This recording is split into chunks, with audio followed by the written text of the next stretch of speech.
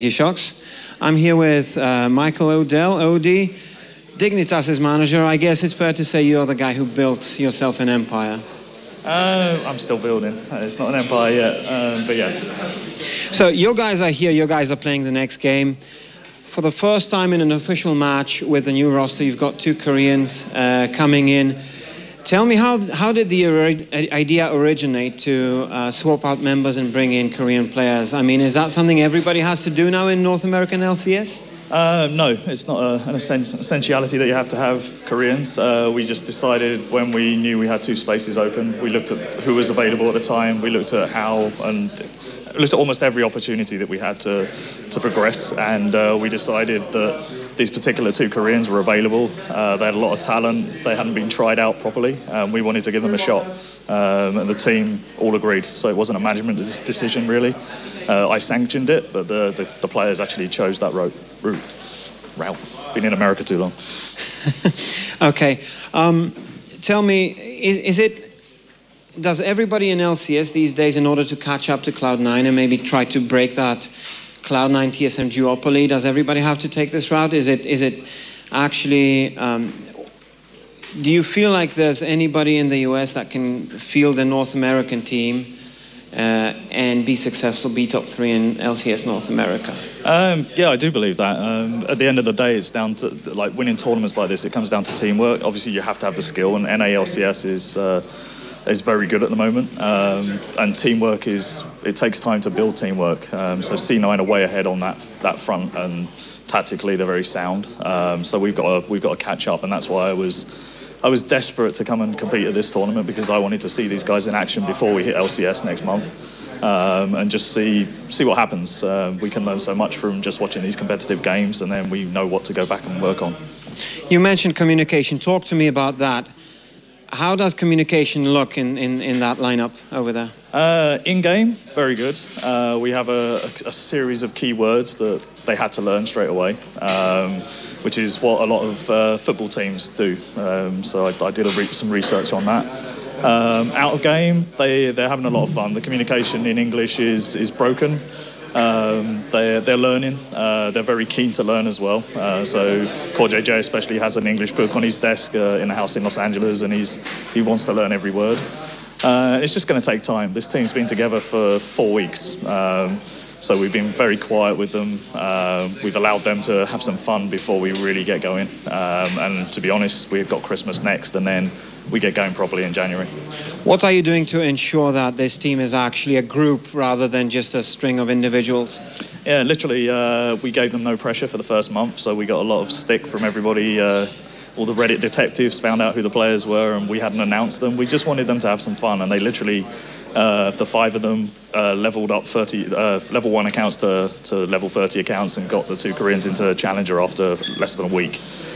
So they had fun doing that. Taking them out and round where we live in Los Angeles, getting used to America, because it's not just a jump from Korea into an LCS team in North America. It's living in Los Angeles, which is a whole nother matter. So we wanted to make sure the guys weren't homesick and they were getting what they needed, which was, to be honest, this is a game at the end of the day. You need to have fun, and they're having fun.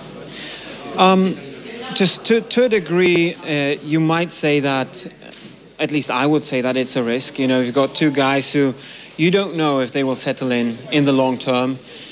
You don't know, maybe the communication will not be good enough in order to compete at the highest level. Do you think it's fair to say it's a risk that you're making? I think whenever you change a player, it's a risk. I've been doing this a long time, as you know. Sometimes it works, sometimes it doesn't, and we've just got to keep an eye on that. The team captain Crumbs has got to tell me what's going on the whole time, and we've just got to understand the mechanics behind the team and also the personal stuff behind the team. That's a big factor in professional gaming now. So that's my job as the manager. I need to find out these things, keep an eye on it, and worst comes to worst, if we have to do another change later, we're not scared to do that. I hope this team works, because they're a lot of fun to work with. And I don't like changing players, as everyone knows. I say that a lot, but it happens.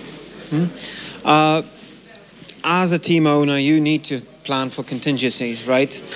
This, as far as risks go, I would say it's a moderate to a fairly large risk.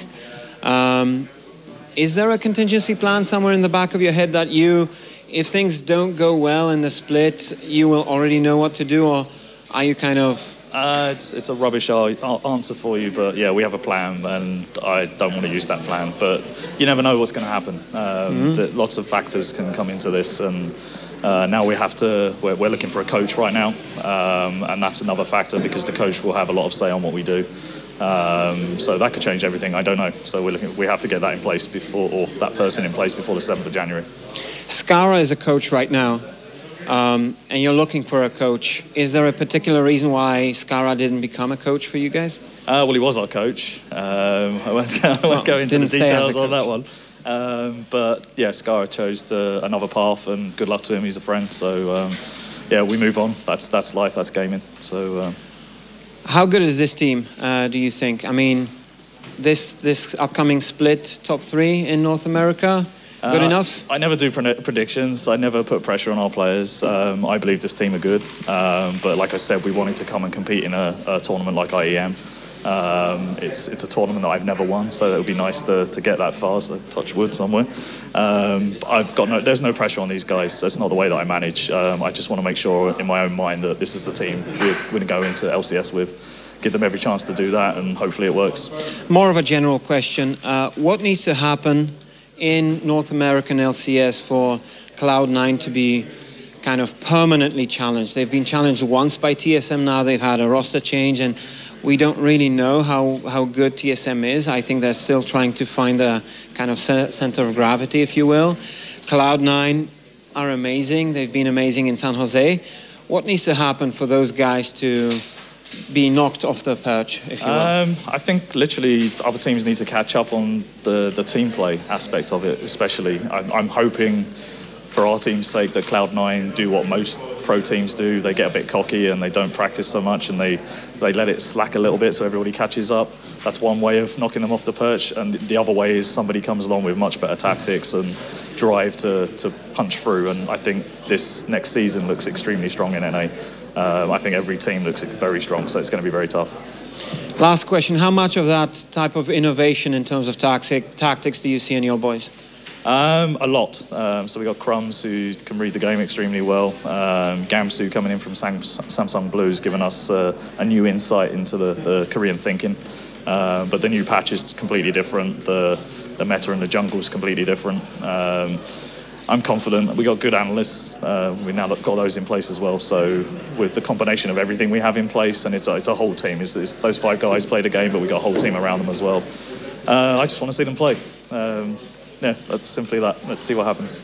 Well, let's not delay seeing them play any further. Shocks, take it away. Thank you very much, Carmack.